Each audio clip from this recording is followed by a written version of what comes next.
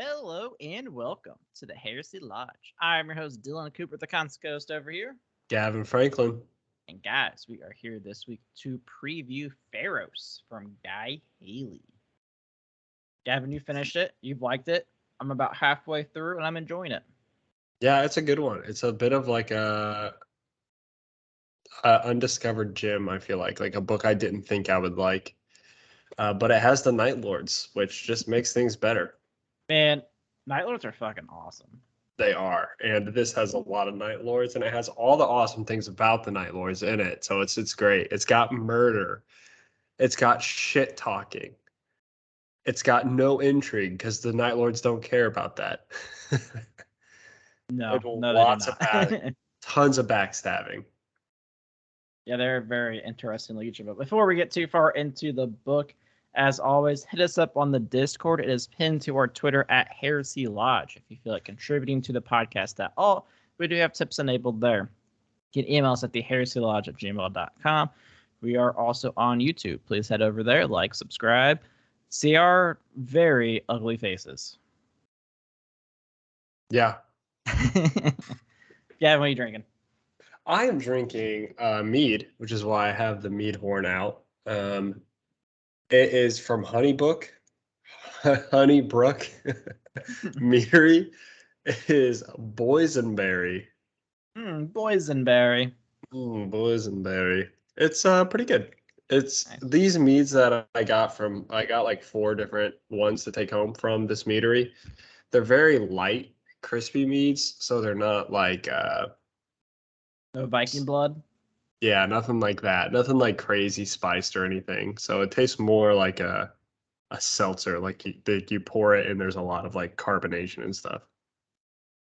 Nice. I am drinking the Tropical Wheat Light Sky from Blue Moon. Just a good old Blue Moon, huh? Hey man, it's their special low-calorie tropical version. There you go. This one has pineapple and orange. And you said it's solid? Yeah, it's pretty good. They actually, like, if it's anyone's like really into just wanting to drink light beers, I think theirs is actually the best. Really? Yeah, I mean, it actually is flavored, which is nice, and still tastes like beer. I gotta try that out. My work has been very light recently, so I think tomorrow I might do like a work by the pool kind of day. That'd be cool. Yeah. I remember we used to work by the pool at your apartment, and it was also a joke. Fantastic. Well, the best part is like at the time, I had no work to do. So I just read the whole time. And every time you came over, you were stuck on fucking work calls like the entire time. Like, God damn it, I had nothing planned this entire day until I got here. Yep. That's the nature of consulting, I suppose. But yeah, and like I think Katie's got a friend coming over who's making margaritas. I'm like, that's like a perfect pool work day. So yeah, it'll be Friday. It's a good time to do it. but you know what's bringing me down? You know what's really just grinding my gears? Please tell me what's grinding those gears. Games Workshop and the economics behind Games Workshop and how they operate. So I got a bit of a quick story to tell. It's a little bit of a rant, not super long, but I am completing my Thousand Suns list. I like to play in tournaments, obviously, so I need my army to be fully painted. So I was putting together a list after the new rules dropped, and it required that I had 5 Chaos Spawn. So I found a box of Chaos Spawn. They sell them in 2s. You get 2 Chaos Spawn per box. So I needed 3 boxes of Chaos Spawn. Oh, that's fucking lame. Yep. So wait, this is a requirement now for what? for the army, or is it just like You get additional points for an army being painted. Or you mean like, is it required for for Thousand the Chaos Suns? Spawn? No, it's just like I think they're a good unit to take. And the list I built, I think is like works for them. Like I kind of like made it. They're only 23 points, so they're a really good filler unit. Because they got like 4 wounds. Like they're like solid for 23 points. Yeah. But so here's the thing. Where do you go, Dylan, to buy models? Honestly, now I got a fucking eBay. Exactly. Or you go to Amazon. Yep. And this is the reason why it's so frustrating, because for me, this is what I do first. The first thing they'll do, like if I have a model that I want to buy, there's really two different factors in purchasing a model: the price and the time, like how much you pay and how fast you get it. Most of the time, if you look at third-party retailers like eBay, stores, Amazon, um, the price drop is like maybe 10%, which is a lot, but it's really not a lot. Yeah. Like you're looking at the difference between $43 for a 2 chaos spawn and $50 for 2 chaos spawn. I'm not like super concerned about that $7 difference. My biggest issue is the time.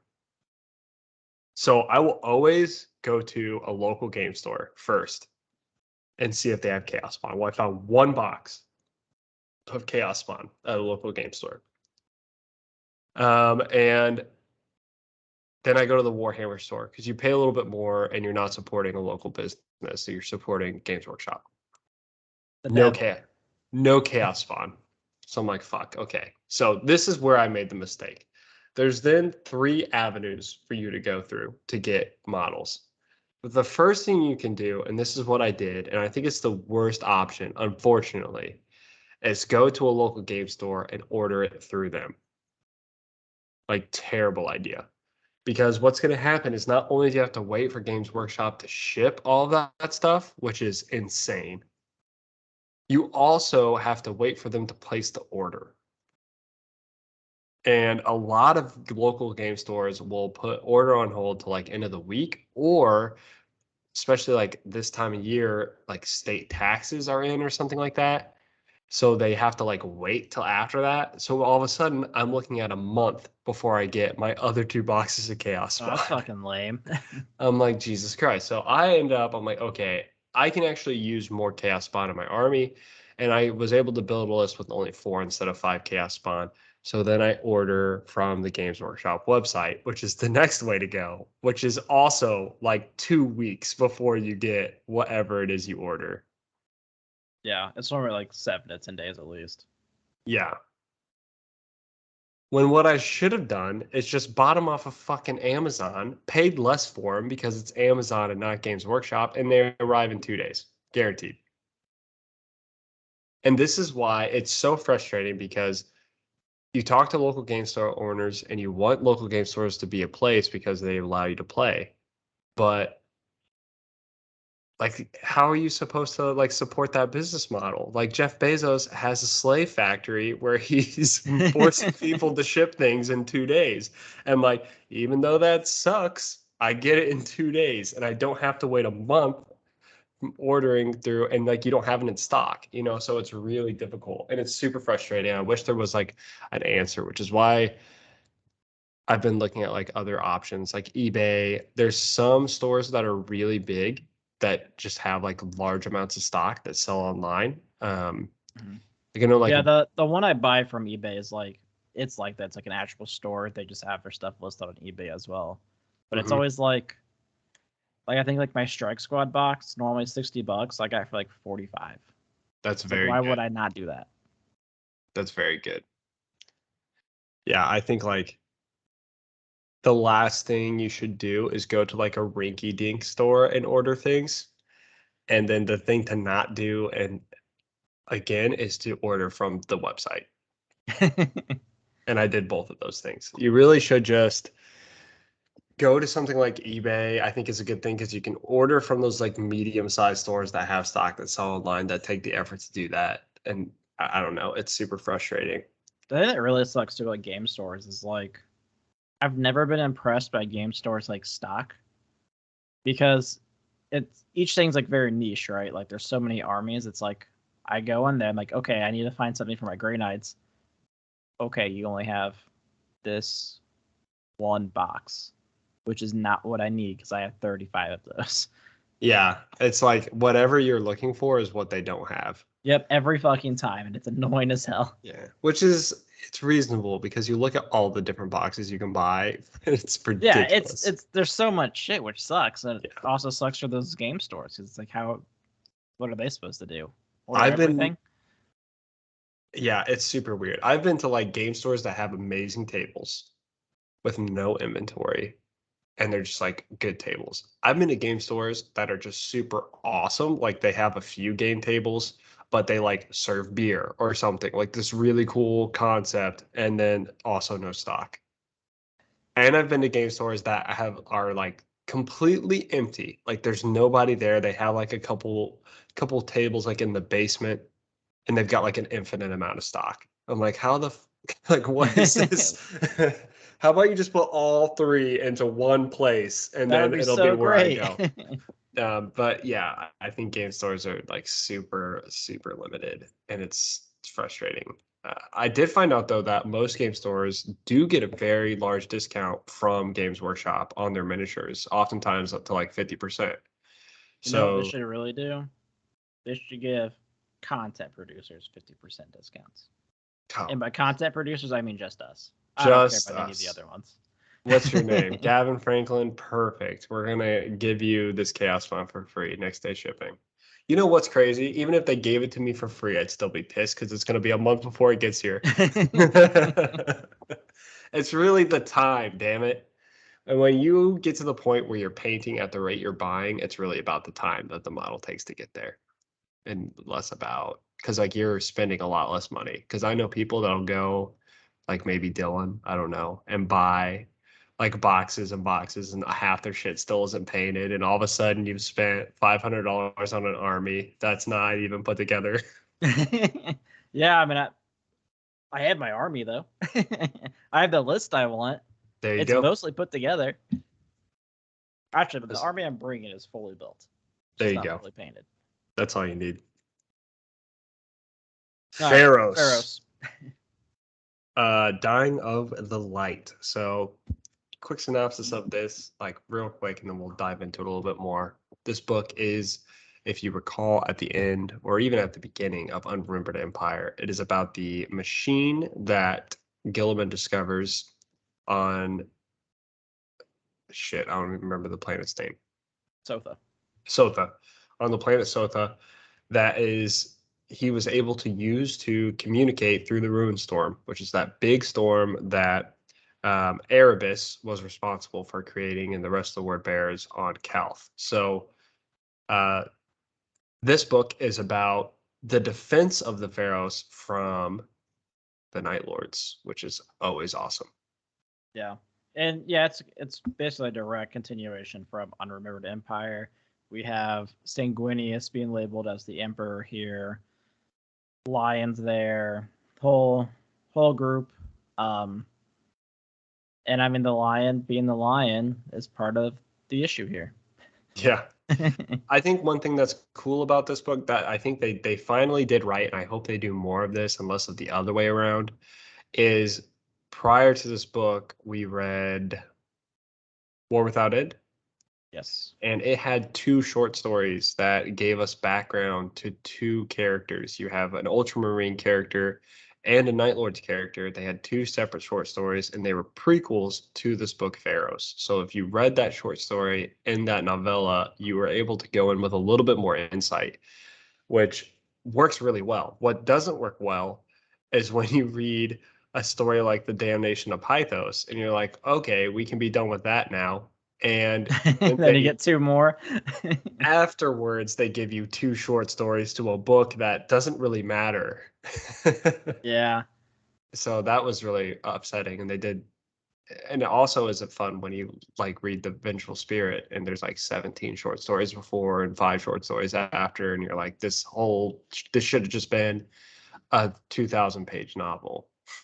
Yeah. Well, especially like in that one, like with Eventual Spirit, you have the doing of Loken being there, and if you didn't read the short stories, you are mind blown on what the Mhm. fuck's going on. I actually And was on Reddit and someone was like, "Hey, so I just started Eventual Spirit. Where the fuck did Loken come from?" I was I'm like, like, yeah, well, you got to read this book that's 20 books ahead of this one." you start the rant. So Graham McNeil. uh Graham. What a great guy. Great guy. He just cracks me up with the way he does things. So I think it's kind of important to talk a little bit about what happens in those two short stories before we jump into this with those two characters. So Yeah. the first short story, I can't remember the name of it. I think it's called The Something of Honor, the I might have it on my phone still. Halo of Honor, or no, or Something of Triumph, Sigil of Triumph, or You just keep trying, buddy. I'm getting there. it was something like that. Keep going. I'm sure you're gonna get it. But that was a story about a character named Lucretius Corvo. So we kind of covered that obviously in our review of War Without End. Laurel of But Defiance. Laurel of Defiance. It was something of something. Basically, it introduces the fact that this character, he took down a Titan with a group of people by pushing it over. It was very weird. Yeah, well, I mean, he made it get its foot stuck first before it pushed really, really hard. And then they pushed. It was a thing that happened. But he got honored by Rabute Gilliman, and there was this really big thing where he basically, everybody who was being honored by Gilliman that day had to renew their oaths. And I think that had to do a little bit with the fact that they implemented Imperium Secundus. But Corvo decided he wasn't going to renew his oath because he didn't think that his original oath as an Ultramarine has changed. So that's kind of like the big deal of Corvo. What's important about him right now is afterwards, after that short story, he was given a fleet to just go around and basically do what Thiel's doing, which is like killing word bears and supplying places and doing things that Ultramarines do during the heresy. Yeah, whatever that is. Yeah. Then there's another short story. It's called Something in the Shadows, Safe in the Shadows, in the Dark Corner, A Shadowed Place. Something in the dark corner. A safe and shadowed place. A safe and okay, I was pretty damn close. You were. Honestly, I was like, there's no way. That sounded too fucking stupid. But was it a safe and shadowed place? So the cool thing is too, like both of those short stories were written by Guy Haley. Yeah, so he was like, let me prequel this book with two characters that I'm going to introduce and give them a little bit more background. And that introduces us to a character named Gendor Schreibach, also known as the Painted Count. So he is the Night Lord's equivalent, essentially. In my mind, I actually kind of view Schreibach and Corvo as like the two polar opposites in the story, like their journeys. Yeah. And Schreibach is in this situation. He's in a very Night Lord situation where after the Thramis Crusade against the Dark Angels, he finds himself off of Sotha just by chance, and so does it do a lot of Night Lord ships. But most of the Night Lord ships are completely fucked, and they're in the middle of repairing theirs. And as the Night Lords are repairing their ships, whoever gets their ship like repaired is like, okay, I'm gonna leave. Yeah, they kind of just leave him to the wolves. He's like, hey, you guys want to wait a couple days? And like, nah, I don't think I'm gonna do that. See ya, dude. Yeah. Schreibach ends up being the last ship left, and before he leaves, people actually return, and it is actually Krukesh is the one that returns, and Krukesh is the like Terminators of the Night Lords are called the Chiroptera, from what I understand. Yeah, Chiroptera. And now he's like in charge because Servitor is put him in charge. Yeah, so Krukesh is like, I'm in charge. I'm here to kill you, Schreibach, because it just sounded like fun today. And Schreibach convinces him, instead of killing him, he should attack Sotha because of the Pharos, because he was detecting the anomaly that the Pharos was projecting in space. And he was able to convince Krukesh to attack instead. When we were also introduced to Kellenvar and Kellenker in that short story as well. They are actual brothers. We learned that in the short story. And I think it's Kellen Var, who's kind of like, he's very much like, I don't want to take fucking orders. I want to be free. No, it's Kellen Kier. Kellen Kier wants to be free. Yeah. Kellen Var he, in my opinion, is like the Loken character. Of the Night Lords. Of the Night Lords. Like, he's very much like, okay, like, we need command because we are in the military. Like, I get that we're Night Lords, but it doesn't exactly work. Like, I get our mantra, but it's not. Like, we kind of stick to that. Bro's like, oh, fuck that. Let's kill them all. Yeah, Kellen Kier, I think, is also, he's fucking crazy. Yeah. He's just straight up fucking crazy. Obviously, all of the Night Lords participate in torturing of people consistently, but he does it just to do it. We all got our kinks, right? We don't kink shame on the Heresy Lodge. The Night Lord's kink shame. I think if you're into the Night Lord shit, maybe you should reevaluate. But you're right. I don't want to be prejudiced. You're on a list somewhere. There's definitely a list. The government has. FBI is knocking. These are the people that like the Night Lords and what they do. So Kellen Kier, though, too, one thing throughout this story is Kellen Var is very like, Kellen Kier's my brother. I need to stick with him. Kellen Kier doesn't really give a shit about the fact that they're brothers anymore, but you can tell he's still kind of tagging along with it. And Kellen Kier some shit happens to him later on in the book where he starts falling into a particular section known as chaos. Who would have seen that coming? And Kellen Var and Kellen Kier's relationship take an interesting route, and their story is probably one of my favorite stories in this book. I'm just glad this isn't a Graham McNeil book because you know those two would start sleeping together.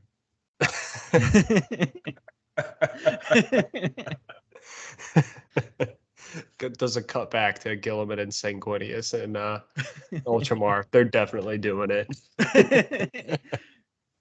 Sanguinius in the line. Gilliman kicks open the door and he's like, "What the hell is happening in here? We got planets to run." Oh man. So let's go down the character list so we can kind of talk to you about what these characters are. And there is a lot of people listed in this book. Astartes. Yeah, and some of them are not required to talk about. Yeah, for sure. So the first person we get is Sanguinius. Sanguinius is in this book. He has 3 big parts in this book, and I loved every single fucking one of them. So Sanguinius, when we start this off, he's the new emperor, but in the beginning, he's kind of thinking that he maybe can be emperor in like idea to the people, but not necessarily to his brothers. Well, his mindset changes in the end, and it is a great little conversation that he has. Is it because of the lion? I don't know. I bet it's because of the fucking lion. I don't know. He tells Gilliman to do something, and I gotta say, like, the ending, like Sanguinius, like what he does is just fucking hilarious because there's just like constant like struggle because Gilliman is in charge of Ultramar, but he also just made Sanguinius the emperor, sit in emperor. So Sanguinius is in charge of Gilliman, which makes him in charge of Ultramar. But Gilliman's really struggling with that, and so there's this kind of power struggle between like, okay, you're the fake emperor, but everyone knows Gilliman's running things, and Sanguinius in the beginning is like, I'm kind of okay with that, and his attitude towards that slowly starts to evolve over time, and he turns into this like, I go from maybe not wanting to be the emperor to questioning things to fuck you, I'm the emperor. Can't wait till they find out that Dad's alive. Yeah. Fuck. Like, I'm really interested to see how Sanguinius' character evolves from this because he has a conversation as well with another character in this book that I don't want to spoil. It'll come. I don't think you're there yet, but it is really, really interesting. And Ascalon, who is the next person on the list, is a part of that conversation. Ascalon's a part of the Sanguinary Guard. He's the captain of the Sanguinary Guard. We were introduced to him back in Fear to Tread. That's what he is. The Ultramarines, or Butte Gilliman. So he does some shit today. Gilliman arrives. You don't get to see like too much of Gilliman, I'll say that. Not as much as I wanted. Yeah, I mean, I'm halfway through the book, and I've seen him once, I think. There's a scene that I'm pretty sure you've read where they talk about how they're going to handle the Sotha or the Pharos. Like, how do they defend it? How do they handle this invasion? The Sotha, the Luther. How do we handle the Sotha? And like, Gilliman's like, fuck it, I'm gonna go. And they're like, well, Lord, you can't just kill like 3,000 Night Lords. And I'm like, fucking do it. Yeah, I was like, you know, he is a Primarch, like maybe. Do it. And then like he talks to Sanguinius, and Sanguinius is like, fuck, I'm gonna go. And I'm like, yeah, it's time for the A team. Send him in, give him the chair. I just wanted to see just like Gilliman and Sanguinius. I would have loved that in the book to be like, yeah, they can't kill 7,000 Space Marines, and they just come through and just I'm just imagining like that happens, and fucking like the line like walks into the room and like they're gone. It's like the like the Pulp Fiction meme where he's like looking all around like, what the fuck, where'd everyone go? Oh, do you mean? Oh yeah. I get what you're saying. Yeah, like what? Where was going on? Yeah. Everyone comes back having a good time. He's like, oh, what the fuck? No one likes you, Lion. The Primarchs in this book they're on point in this one. Although there were definitely parts that I was like, just send in Sanguinius. I want Hell in the Cell Part 2. So we had Sanguinius and Calbunda. Now it's Sanguinius versus 7,000 Night Lords. Fuck them all to death. It would have been great. Next, we move on to some people who I don't think... I'm having a hard time remembering names, so maybe you got to help me with this a little bit. Yep. We have Valentis Dolor. Yeah, he's the Tetrarch. I think he's just like the right hand man in Ultramar to Gilliman. So he's not like doing anything. Same with Titus Prado. Yeah, he's the librarian though. We've seen him a few times. Who is Sergio? Sergio. I don't remember who the fuck Sergio is. Sweet. He's done nothing for me. He actually might be on Sotha. Or maybe on the orbital above Sotha. There are so many names here. Like when I was reading it, it didn't feel like very overwhelming. Yeah, this is like a freaking Dan Abnett book right here with all these characters. Yeah. Every single Ultramarines book's like, here's 700 Ultramarines. Let's talk about 2 of them. Yeah. Let's see here. So this is a name I do remember. Adalis. So one thing that is important about Sotha is there is a company on Sotha called the Ajita Company. Now, this is something that's brought up in the book a lot, and I fucking love it. If we recall from Unremembered Empire, when the Pharos system was discovered to have the teleportation properties, Gilliman was discussing how to best protect it. And the Lion... he's a genius. You know, the best way to protect it is to not protect it. You know, which it's kind of a callback to the place where the gene seed, like the Primarch gene seed, was held. And there's a very large difference between the two things, though.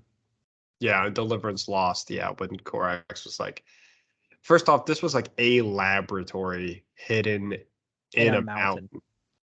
Like the largest mountain range on Earth. And the Pharos is This a is bright fucking light. yeah, it's a planet. That's a spotlight. I think you're gonna need to put some guns on that thing. Like, man, if only Dorn were there. Yeah, Dantiak and Polish are like, please, Yes. like 15 bricks at least, anything.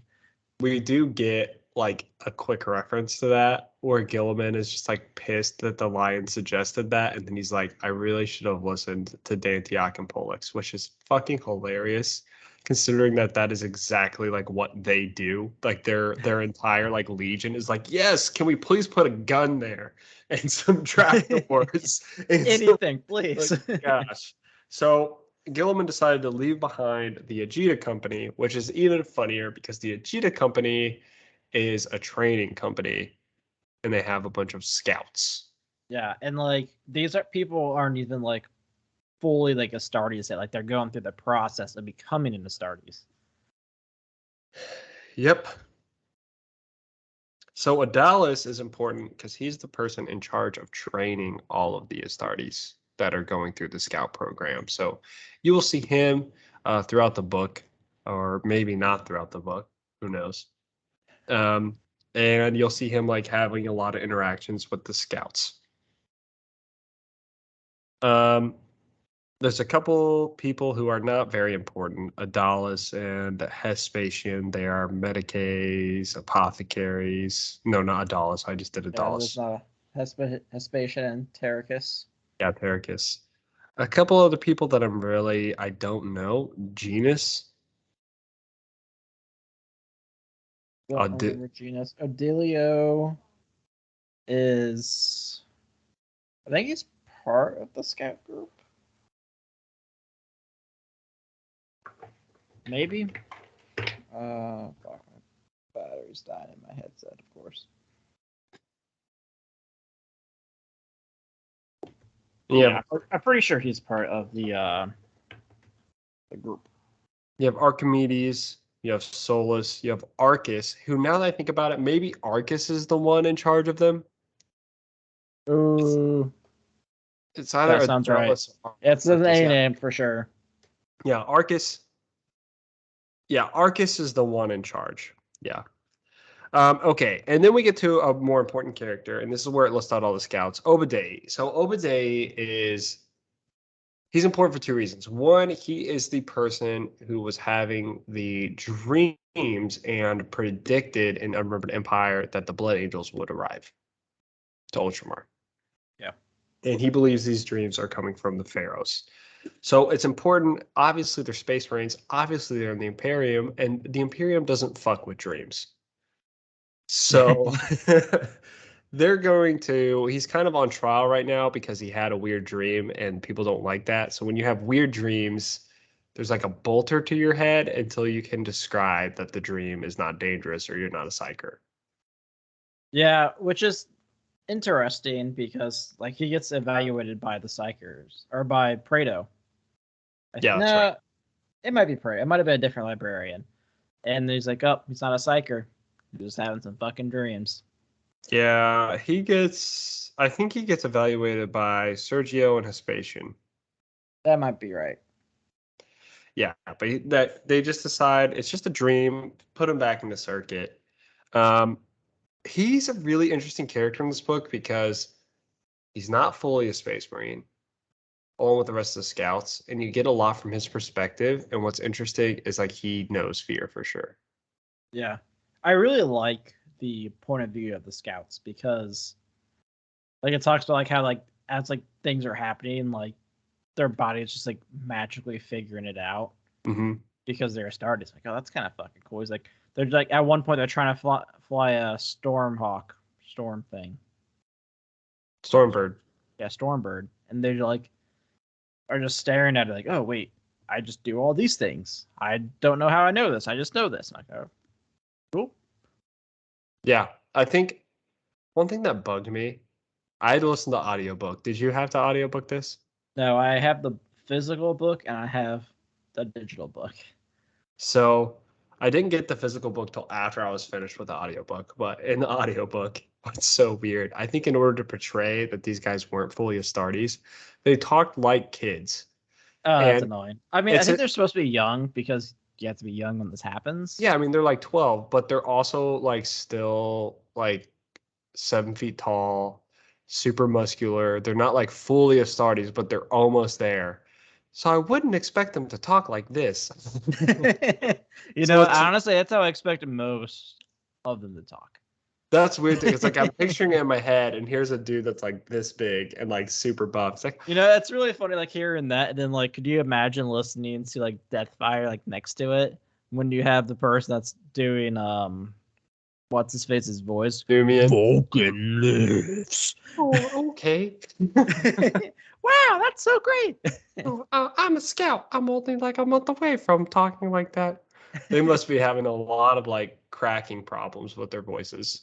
Yeah, I know that problem. Damn We got balls just won't drop. they're having a rough time. Then it lists out like a bunch of other scouts who I don't think are that important. So I mean, they are important. They're definitely talked about. It's just they're the scouts. You have Tebrkai, Telemachus, Solon, Well, Florian. Telemachus is at least Obadiah's like best friend. Um, one of these guys is like a really good fucking shot. Solon maybe. It's like sniper-esque. I don't remember the other ones currently. Yeah, I'm not sure. So then we have God, there's so many people here. That's a lot of fucking characters. It's I honestly kind of honestly gross. I don't know like any of these people. So I'm pretty sure, I'm pretty positive. So we have Lethicus, Caius, Tiberius,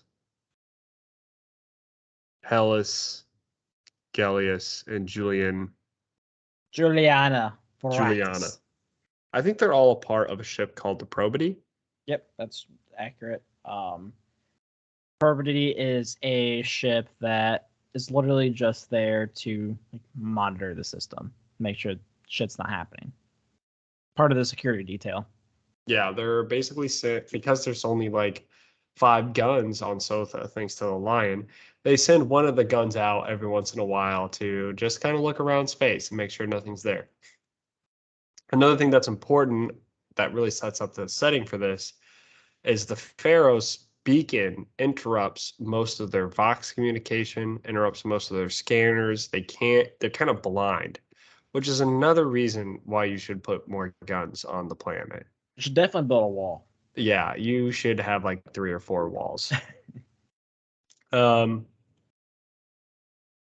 we get to Corvo, who we talked about, and then we have a bunch of people From who his company. are from his company that I don't think are very important. I don't know any of them yet. Yeah. Okay. Now we move on to the Dark Angels. There's one Dark Angel. His name is Lucius. He is with Corvo. So one of the things that's very interesting with the Ultramarines right now is they're like super on board with the idea of like, we got to play nice. So they let all of the legions into all the things that they're doing. So on the Pharos, there are representatives from each legion that has arrived in pretty much every loyalist legion. There are people there. But it's not like a bunch of people. It's like 3 from each legion or something small like that. And even with Corvo, you have some Dark Angels contingent with him, essentially led by Alshuis. Then we have the Night Lords. They're pretty sick. So we start with Krukish, who we already talked about. He is the one from the short story. He is the leader that Sevatar put in charge. Mm-hmm. And then we talked about Schreibach as well. He's called the Claw Master a lot. He's all about his fucking claw. It's weird. Mm-hmm. That's how I imagine Horus would be about his. Brennan, I don't recognize him at all. It says He's a from librarian. The librarian. Yeah. Yeah, so he does play a small role. So there is a librarian with Schreibach who's loyal to Schreibach. And he does some stuff. definitely. Galavar is a tech marine. Cool. We have Kellenvar and Kellen Kerr, which we talked about from the short story. Karadig Vorsh, Dan, and Forvian. Don't know them. Recognize any of them. Ancient Karakon. He's a fucking dreadnought. He's kind of cool though. Yeah. And He does not like talked about a lot, but yeah, he's a thing. Another part of the. He's also a Clawmaster, I guess. Yeah, I don't know. I think he's talked about a little bit. I'm not sure. Sure. Maybe there's someone else in the Night Lords as well that shows up. Maybe a couple other people from the Night Lords that show up. Possibly. Mysteries. Maybe a couple other people. At the end of the list of people, the personas here, there does list other forgotten heroes and lost souls as the vagaries of the Pharos permit. So we do get three people that appear in this book. One of them very slightly, another one very slightly, and then one that's like just kind of there, that you would not expect. So it's kind of cool. Cool. Got the Wardens of Pharos. So you have the number one fucking Iron Warrior in the universe, Dantiak. You have Alexis Pollux, who could have killed the Iron Warriors, but didn't do it because he's a bitch. Could have killed Portorabo. Yep. Whatever. And then left. Yeah. I mean, between him and the Lion giving away siege engines, they did a lot for the heresy. Quarantine at Beta 597, part of the Mechanicum. Yeah, so just a real quick cover. If you guys don't recall, Barbaros Dantiak was first introduced in a short story, probably one of the best short stories I've ever read. Oh, so good. If you haven't read it, find it. I don't remember the name of it. Yeah, I don't remember the name of it off the top of my head. But he is basically an Iron Warrior that is not on board with turning traitor. He killed a bunch of Iron Warriors, commandeered an Iron Warrior ship, and made his way to Macragge, where he helped work on the Pharos. So he's kind of the person in charge of the Pharos. He's really swooped up in this mystery, and he has now become really close friends with Pollux, who is an Imperial Fist. So obviously that relationship is kind of like one of those things. It's like, who would have thought an Iron Warrior and Imperial Fist, like that kind of thing. But they get really close. They get very chummy, to the point where it's almost a little annoying reading about, because like that has kind of become Dantiak's entire character. Is like how much he likes Pollux, but it's a strong friendship that they have. We all need a friend, right? Yeah, someone needs to forge my hammer. Amen, brother. And then Pollux, for those that don't remember, he was the one that I alluded to earlier, who was in a short story. He took Sigismund's. Actually, he was like the third in command on a ship that Sigismund was supposed to lead. They got fucked up, and then they were in a trap for Iron Warriors that showed up, and he almost beat the Iron Warriors fleet with Portorabo. And he's like, "Oh, Dad's calling. I better leave." Then they leave the system. And they don't end up in Terra. They end up in Ultramar. Yeah, it was a weird short story, and I think like both of them were very pivotal in the security of Ultramar so far and operating the Pharos. Yep. Then we move on to Imperial Personae. So I really like these guys. Or at least the Americus. The Sergeant. Yeah, Americus. Obviously an American. He's named after America. So you have Julio Ventilius. He's kind of the person in charge. And then you have right underneath him is Americus. So these are the humans that work on Sotha. And what's kind of interesting is like they kind of get like the way Sotha works, because it's such an agricultural based society, they get like rotated into the military every few months. Yeah, which is weird. And also like for whatever reason, like it's like constantly like regrowing itself. Those people just fucking cutting trees all the goddamn time. Yeah, so like the trees are a problem there. They're constantly having to clear them. But it's a really like described as a very beautiful planet. Like people like living there, people like the town that they live in. And these guys, Americus especially, is just kind of like, this is my life. Like I can just retire here. Like life is easy. And then boom, the Night Lords show up. Yeah. So it's kind of his story is the one of how would humans react if Night Lords appeared on your planet. And I like his story a lot. I'm gonna be honest. As soon as I saw Americus, I haven't finished the book, but I would 100% expect him to be a fucking perpetual, because that's what always fucking happens. There's one badass human character, and they have to be a perpetual no matter what, because that's how this shit works. I don't know. I don't know. Every one we get always turns into a perpetual, so I will not be surprised if he is. I can't give anything away, but I don't like. I don't know. He might be. He might.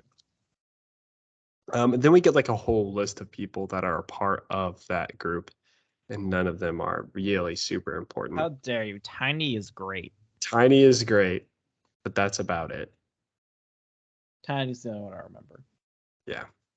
All right. So that's kind of the list.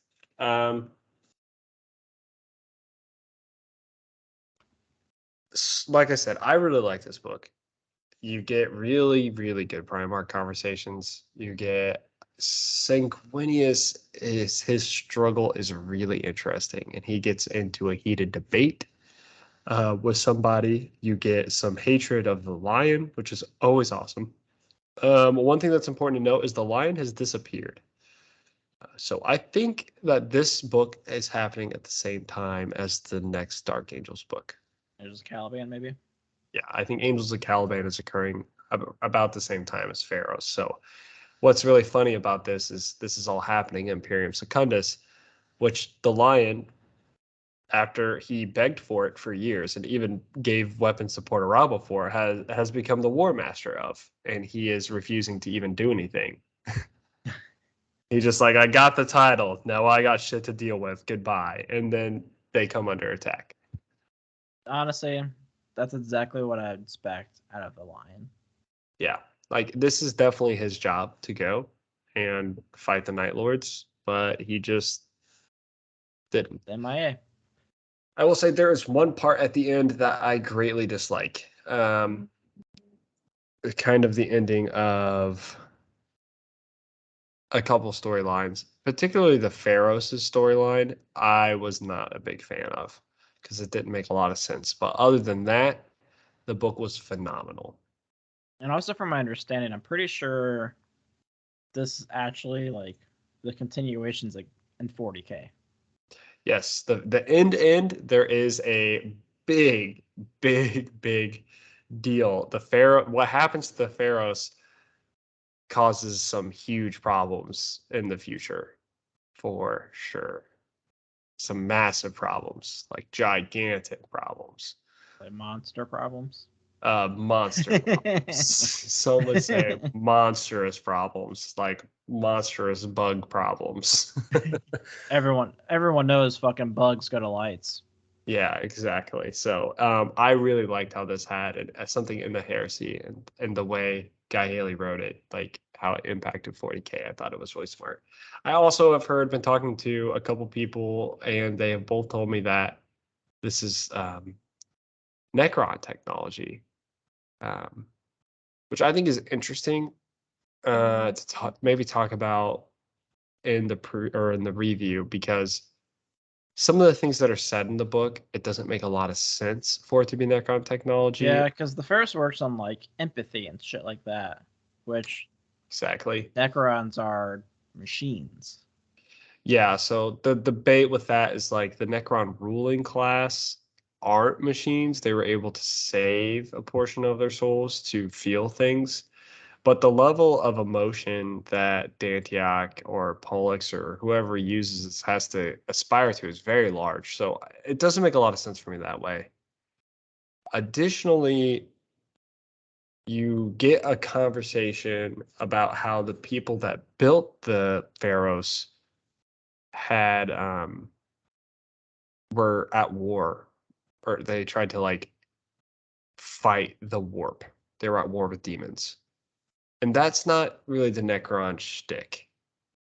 The Necrons were at war with the old ones and the Eldar, and they used the Catan to fight them back. So that concept there is like the old ones obviously used the warp, so that the idea was like Necrons used the Pharos to combat the old ones who were using the warp, and not necessarily the demons. Yeah. But it all just seems like a bit of a stretch, in my opinion. Yeah. I don't know. It doesn't make sense to me, Necrons. I agree. Yeah, I would think like it was old one technology would be the first thing on my mind.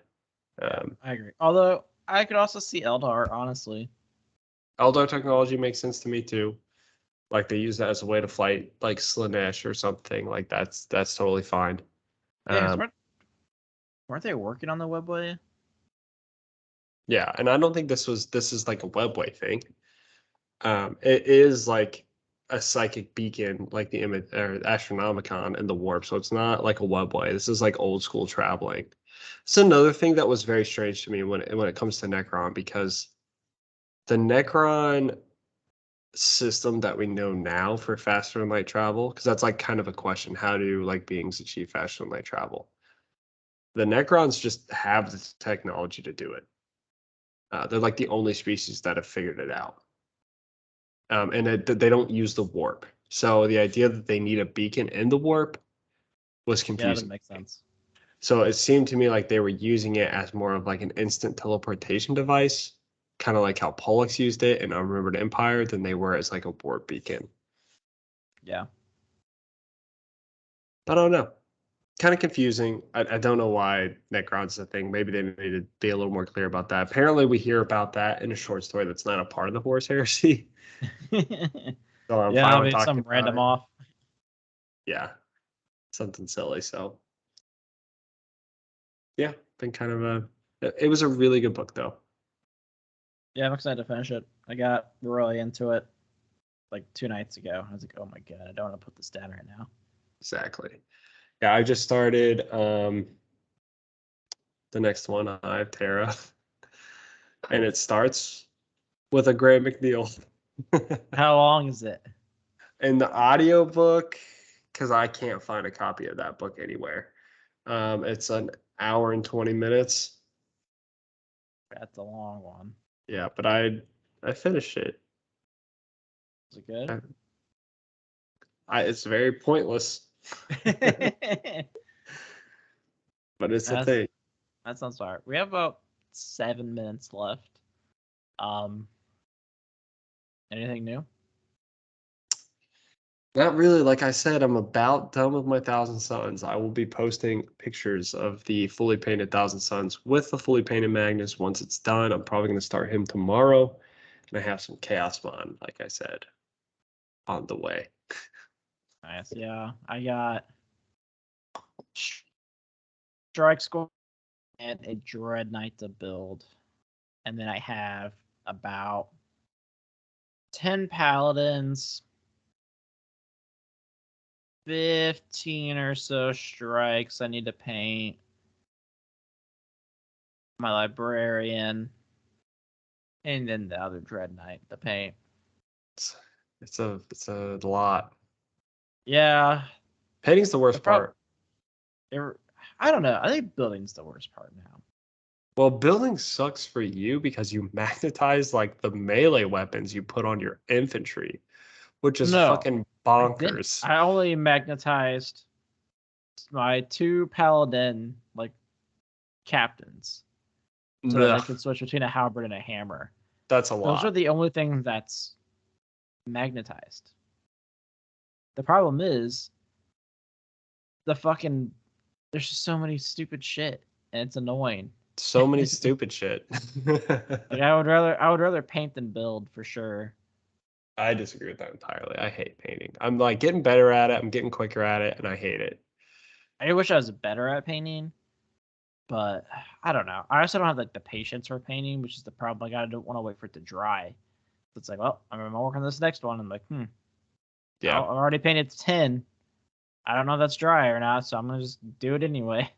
By 10, it should be dry. I don't know, man. All my shit's just gray. Just I guess that's true. You can paint pretty quickly. I gotta get like real detailed with my Thousand Suns and stuff. yeah, I mean, you guys have so many nicks and knacks on him. I experimented with space cloaks and it looked really good. Yeah, I'm excited to see this. Yeah, can't wait to show you. Hopefully, I can get Magnus partially done so I can at least bring it and show you what I'm working on. I don't know. I think Magnus is going to take me a little bit of time. We'll see. We'll see. Yeah, bro, he's a big boy. Yeah, You should make his nipples nice and bloody. Oh God. It's a Those good thing his giant horn nipples. nips. Yeah, his nipples are covered up. But yeah, I will do the horn nip things for you. I think I'm gonna try and do like the galaxy effect on his wings, That'd be cool. but put some planets in there too. Oh, look at you, King. I know. You All should definitely snazzy. make sure that put that key on there. That'll be an important one. Mm-hmm. Just a little red blob with some fire coming off. Yeah. Yeah, I think I want to get a certification before I get my next army. So I'm like really motivated now to start studying for things. And also motivated to paint Magnus so I don't have to study. Yeah, I feel I need to get a certification. But I mean, World Eaters probably aren't coming out till December. It'll probably be a little bit of time. I mean, they're releasing Chaos next month.